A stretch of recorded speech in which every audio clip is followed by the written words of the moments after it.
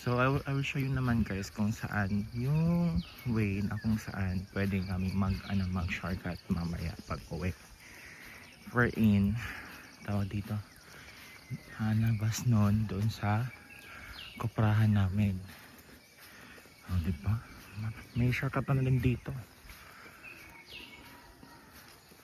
papunta doon. So tignan natin. I will show you. Sabihin ang view dito.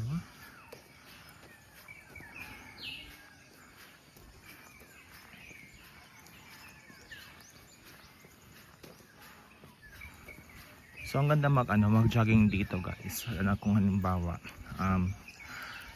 nagpabawas ka ng timbang, okay naman yung Semana Santa, gusto mo ng isa sa mga pupuntahan or dadayuhin talagang tawag dito simbahan sa taas ng bundok. Diba? Ganda ng tanawin.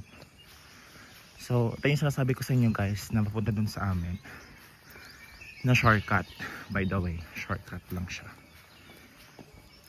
Shortcut na yan, pero yung pa din, super layo pa din. Tignan nyo, this way. Yan o.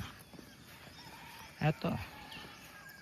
Pero okay naman siya kasi may mga part naman na ganyan na yung kanyang diba, sementado na. Ayan.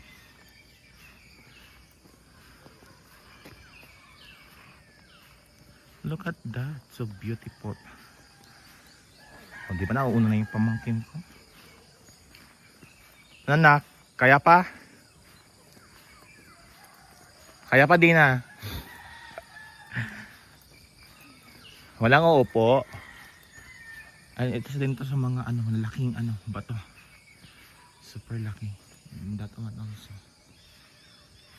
Para ka nasa resort. Ang gigit lang ng mga size ng puno or ng mga nyug dito. Sa part na to. So pwede kayo dyan na mag-picture kung gusto niyo na parang nagsa-summer outing kayo or whatsoever. Diba? So yan. Let's go. Nauna na yung pamangkin ko. Diba? Sagad na yan na makapunta doon. Gusto na matapos para makapagpahinga na sa taas. Diba? Tanda na. Ayun.